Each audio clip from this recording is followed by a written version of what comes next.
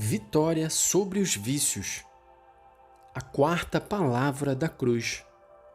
Orgulho. Meditação do venerável Fulton Sheen. Meu Deus, por que me desamparastes? Mateus 27, 46. A quarta palavra da cruz foi dada em reparação pelo pecado do orgulho. O orgulho é um amor desordenado pela própria excelência, seja do corpo ou da mente, ou o prazer ilícito que derivamos de pensar que não temos superiores. Sendo egoísmo inflamado, erige o mal humano em um centro separado de originalidade, separado de Deus. Exagera sua própria importância e se torna um mundo em si e para si. Todos os outros pecados são más ações, mas o orgulho insinua-se até mesmo nas boas obras para destruí-las e matá-las. Por isso diz a Sagrada Escritura: a soberba precede a ruína e o orgulho a queda. O orgulho se manifesta de muitas formas. Ateísmo, que é uma negação de nossa dependência de Deus, nosso Criador e nosso fim último. Vaidade intelectual, que torna as mentes impossíveis de ensinar, porque pensam que sabem tudo o que há para saber. Superficialidade, que julga os outros pelas roupas, pelo sotaque e pela conta bancária. Esnobismo, que zomba dos inferiores como a marca de sua própria superioridade. Eles não são do nosso status social. Vanglória, que leva alguns pais católicos a se recusarem a enviar seus meninos e meninas para faculdades católicas, porque ali estariam se relacionando apenas com filhos de carpinteiros. Presunção, que inclina um homem a buscar honras e posições muito além de sua capacidade. E sensibilidade exagerada, que torna alguém incapaz de melhoria moral por não querer ouvir suas próprias falhas. É pelo orgulho que Satanás caiu do céu e o homem da graça. Por sua própria natureza, tal exaltação de si indevida só poderia ser curada pela humilhação de si mesmo. É por isso que aquele que poderia ter nascido em um palácio junto ao Tibre, como digno de sua majestade, como filho de Deus, escolheu aparecer diante dos homens em um estábulo, uma criança envolta em faixas. A esta humildade de seu nascimento foi adicionada a humildade de sua profissão, um carpinteiro em uma aldeia obscura de Nazaré, cujo nome era uma reprovação entre os grandes. Assim como hoje há aqueles que zombam dos humildes caminhos da vida, também havia aqueles que zombavam. Este não é o filho do carpinteiro? Havia também a humildade de suas ações, pois jamais ele fez um milagre em seu próprio favor, nem mesmo para fornecer um lugar para reclinar sua cabeça.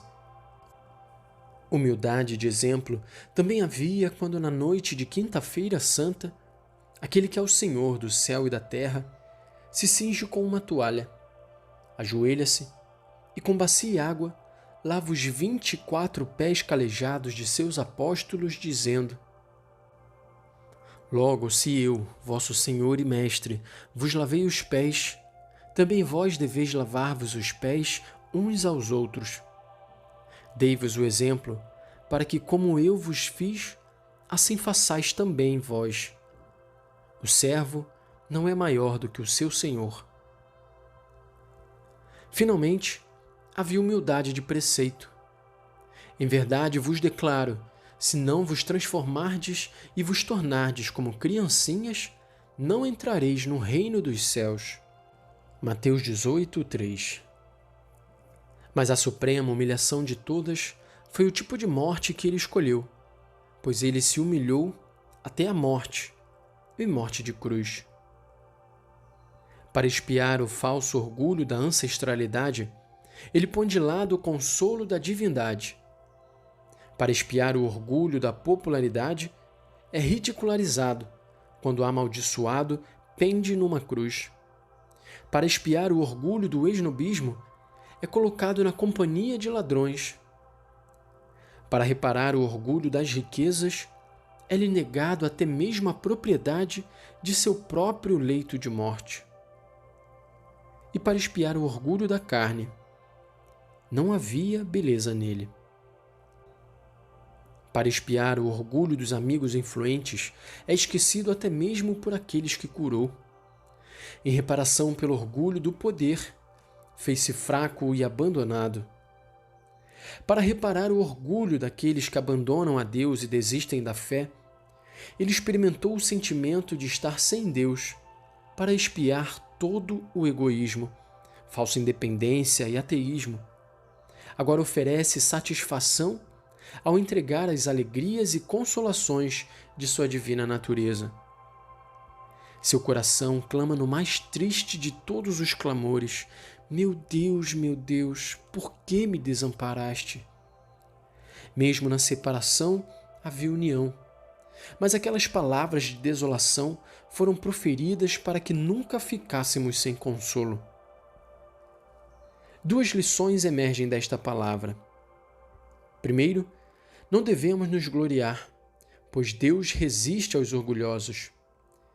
E segundo, devemos nos gloriar na humildade, pois ela é a verdade e o caminho para a verdadeira grandeza. Por que devemos nos orgulhar? São Paulo nos lembra: o que há de superior em ti? Que é que possuis que não tenhas recebido? E se o recebeste, por que te glorias como se não tivesse recebido? 1 Coríntios 4, 7. É nossa voz, nossa riqueza, nossa beleza, nossos talentos dos quais nos orgulhamos? No entanto, considere que qualquer um desses dons de Deus pode por ele ser revogado num segundo. Do ponto de vista material, valemos muito pouco. O conteúdo de um corpo humano tem a mesma quantidade de ferro presente em um prego, de açúcar em 2 torrões, óleo em 7 barras de sabão, fósforo em 2.200 fósforos e de magnésio na revelação de uma fotografia.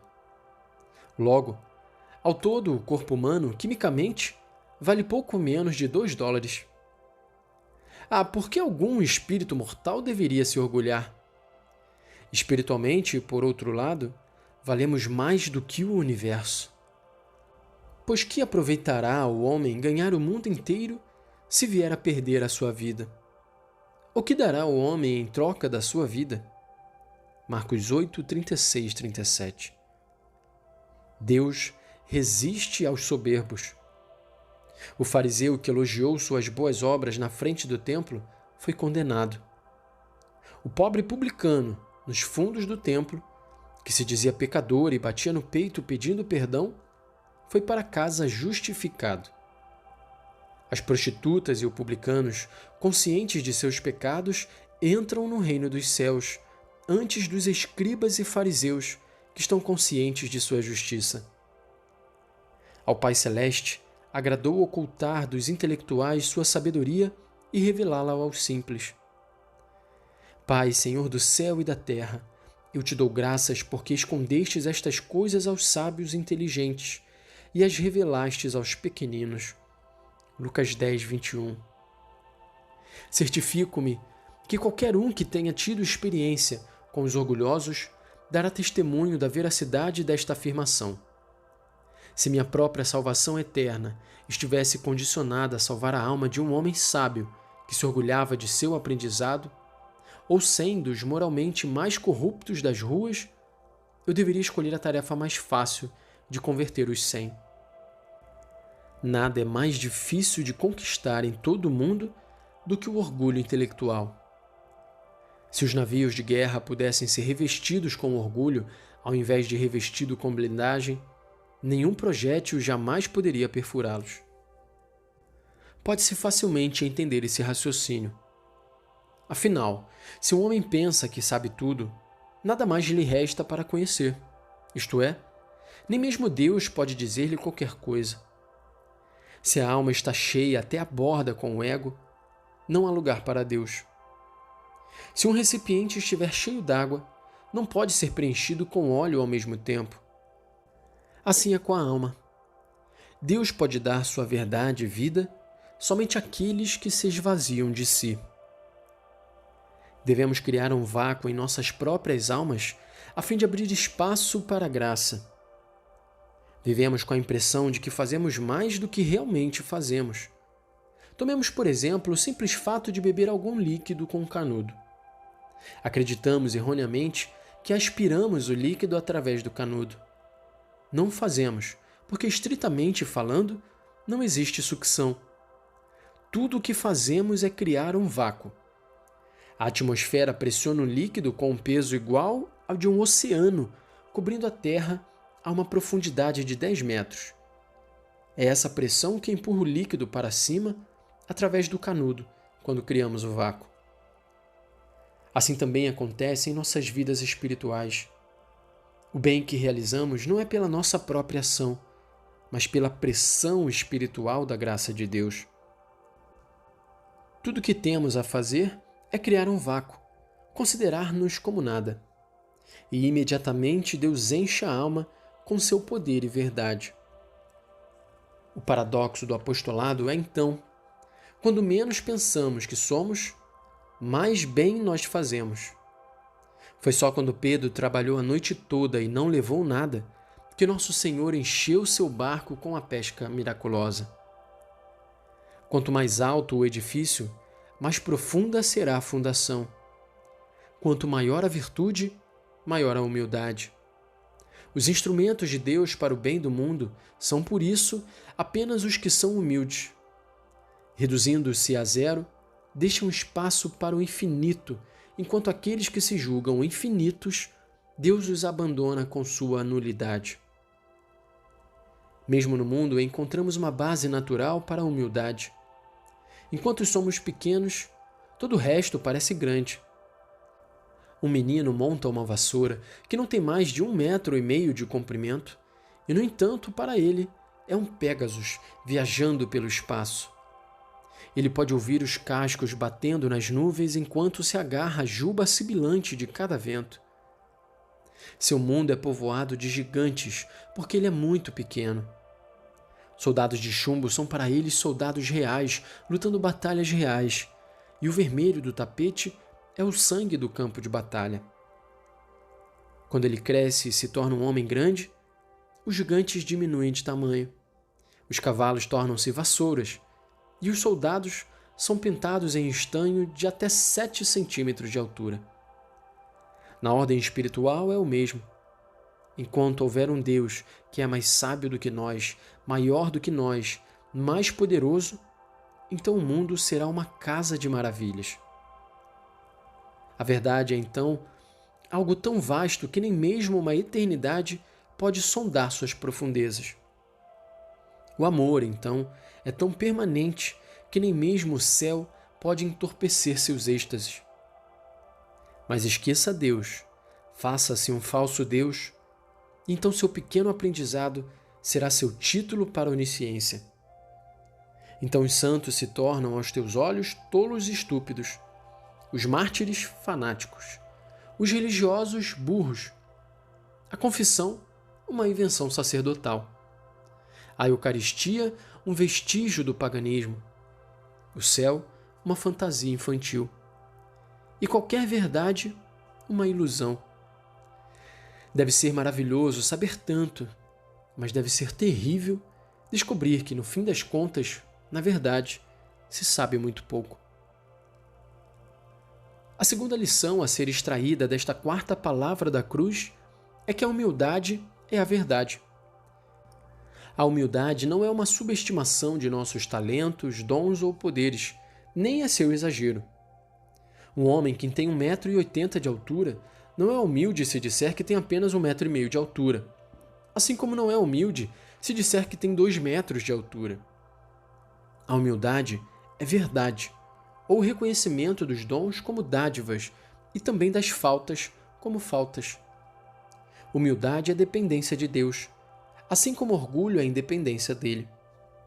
Foi esse sentimento de independência ou de estar sem Deus que arrancou do coração de nosso Senhor na cruz este lamentável grito de abandono. Meu Deus, por que me desamparaste? A alma humilde, consciente de sua dependência de Deus, é sempre a alma agradecida. Quantos cantores, oradores, músicos, atores, médicos, professores pensam em agradecer a Deus pelos talentos especiais que os tornaram destacados em sua profissão? Dos 10 leprosos que foram purificados, apenas um voltou para dar graças. Não foram 10 os purificados? Onde estão os outros 9? Lucas 17:17. Isso provavelmente representa a porção dos ingratos, que não agradecem porque não são humildes. A alma humilde sempre evitará louvar suas próprias boas obras e, assim, anular as virtudes de suas ações. O autoelogio devora o mérito, e aqueles que fizeram coisas boas para serem vistos pelos homens e que alardeiam suas filantropias nas praças, um dia ouvirão as palavras mais tristes já escritas ou ditas. Já recebeste tua recompensa. Lucas 6:2. O homem humilde, mesmo sendo grande aos olhos do mundo, se estimará menos do que os outros, pois sempre suspeitará de que sua grandeza interna pode ultrapassar em muito a sua insignificante grandeza externa. Ele não irá, portanto, exibir sua superioridade diante de seus companheiros. Os homens realmente grandes são os homens humildes. Eles são sempre acessíveis, gentis e compreensivos. É o homem pequeno que deve encontrar o seu lugar. O menino realmente rico precisa não usar boas roupas para impressionar seus amigos com sua riqueza, mas o pobre rapaz o fará a fim de criar a falsa impressão de riqueza. Assim é com aqueles que não têm nada na cabeça. Eternamente criam impressões sobre o quanto sabem, os livros que leram e as universidades em que se formaram. O homem instruído nunca precisa parecer instruído, como o santo nunca precisa parecer piedoso, mas o hipócrita sim. O fato de tantos homens levarem as honras a sério, mudarem suas vozes e cultivarem poses, prova que nunca deveriam ter tido aquelas honras. As honras eram grandes demais para eles. Não puderam assimilar as honras. Ao contrário, elas o assimilaram. Em vez de usar a realeza, é a realeza que os usa. Uma esponja pode absorver um tanto de água e nada mais. Uma pessoa pode absorver tantos elogios e nada mais. O ponto de saturação é alcançado quando a honra deixa de fazer parte da pessoa e começa a se destacar como um polegar quando está dolorido. Os verdadeiramente grandes são como o São Felipe Neri, que um dia, vendo um criminoso ser levado para a prisão, disse: "Lá estaria Felipe Neri, se não fosse pela graça de Deus." Suponhamos que alcancemos a humildade estimando os outros mais que a nós mesmos. Suponhamos que aos que nos feriram com suas flechas caluniosas, respondamos: "Pai, perdoa."